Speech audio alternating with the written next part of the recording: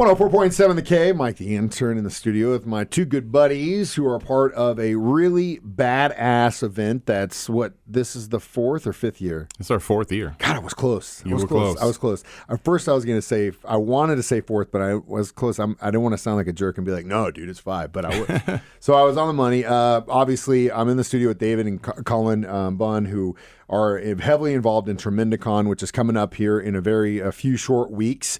Last year, I got a chance to go out and see all the stuff that you guys put together. By the way, this happens at the Oasis. I'm just going to talk for you guys in the beginning, but I wanted to give my experience first. It was phenomenal. I think a lot of us that are nerds or in the creative community or been involved in it, there are certain things about cons that are cool that I think get lost the bigger they get. Yes. I never want to, say that it sucks to meet your favorite star, because the last con that came through town, I got to meet Zach Morris. That was great. Yeah. But I think that some of the things that gets lost in that, where cons look at it and they go, let's just get a bunch of big stars and directors and actors and voice guys, and that stuff's cool. And it is cool. But when that happens, you get the creators that are involved, the artists, the writers, the guys that do really the heavy lifting that don't get a lot of the accolades kind of get lost in that. And I think one of the things that you guys do very, very well is put a giant spotlight on that. Yeah, and that was kind of the whole point. I mean, the discussion as to what kind of format to do the convention in. I mean, because we wanted to do something really good, very charitable, but we didn't know what kind of format to do. And most of our experiences have been conventions with celebrities, and those are great. But there's like a million of them. Yeah, exactly. That wheel's been made. I don't need to remake it. For sure.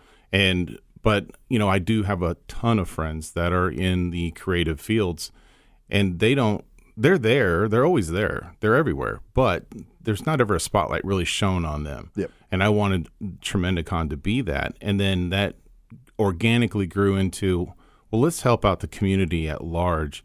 Why don't we reach out to those people that are creative but maybe have no idea how to get into it, or maybe they're searching for some kind of creative outlet, and then that progressed to children. We wanted kids to have a lot of exposure to creativity as well, because I don't feel like they get enough of it. And so now you have Tremendicon, and it's just growing, and we're reaching out in so many different ways to try to bring the community in. And it doesn't matter what you're looking for in a con, you can find it there. Yeah, for sure. You guys also did an incredible job with the interactive stuff for kids. I mean, there were so many different stations where they could do stuff, they could draw, they could create Legos, whatever it was. It was really cool. Oliver had a blast. But as you mentioned, some of the artists and creatives that are involved in this, Cullen has been a writer for years, and I don't want to date you, but if you don't know, we actually have an incredible writer in our own community that has contributed to all kinds of big names and obviously studios and stuff. And the fact that you're here and that you're a resource for us, I think, is huge. Yeah, the thing that I like about Tremendicon is exactly what Dave described. It's a convention, like if you're a fan, you like science fiction, fantasy, horror, gaming, cosplay, you can get all the things you want from that convention. If you're a fan and you also want to be a creator, there are things you can get from this convention that you cannot get from a lot of other ones. You can actually meet people, you can network, and I don't care what stage you are in your career. You're starting out, you can learn how to pitch, how to approach publishers. There are publishers that are setting up here who are there to talk to you about how to pitch your work to them. And even me, I've been doing this for a long time, as you said. I didn't say it big, man. I just said he's been here for a minute. I've known him for a minute. Thanks for not putting too fine a point on that. But even me, in the last couple of years, I made connections at Tremendicon so that now I've got some short films. Some local filmmakers are making short films based on scripts I've written that we're putting out. That's awesome. And that wouldn't have happened without Tremendicon, really. It's a really good. That was the other thing I wanted to touch on, is the sense of community you guys have built in that. Yes. And you could definitely, even as a first timer with the family last year, you could sense it as soon as you walked in there. Yeah, and I could see it on your face when I talked to you after you had been there for a little while, when you were showing me that that print that you had gotten from David Frizzell.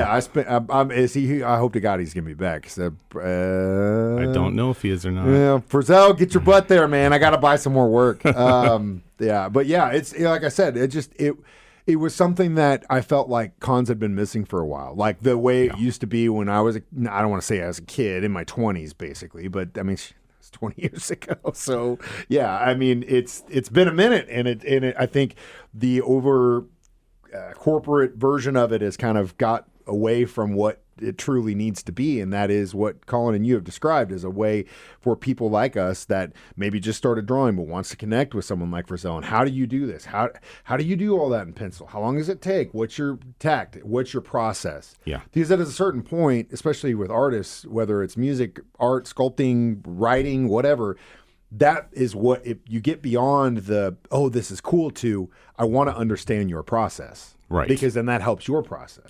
And a lot of people don't get it. Look, it's, for me, it's a job, but it can be fun to do this stuff. Where it gets sort of daunting is not knowing where to go, not knowing how to start out, not knowing anyone.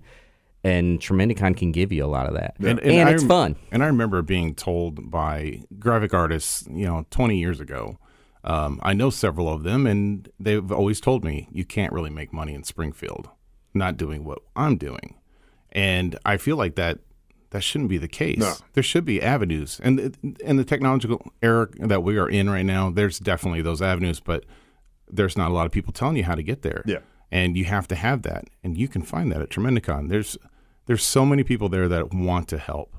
If you really want to know something about art, there's a dozen artists there that will tell you. And they're all really cool dudes. Yes. They're not big name, big head. I'm not going to talk to you. Or how did you pay your $100 so you can sit next to me and get a photo? It's, let's have a conversation. You're just like I was, and I recognize that. And that's really, and I appreciate Cullen for doing what he does in that sense, is the recognition that I was once you and now I want to help you. Yeah. Because I think that not only helps push what we want and care about forward, but also keeps that going, and also keeps good art being made.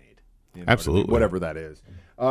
Guys, thank you so much for coming in. You'll have a chance to win tickets to Tremendicon next week during the 3 Degrees of Mike the Intern at 8:25. In the meantime, if you want to buy them, you can find out how online at 1047thecave.com or at Tremendicon. That's TREMENDICON.com. Guys, thank you so much for coming in. Thank you.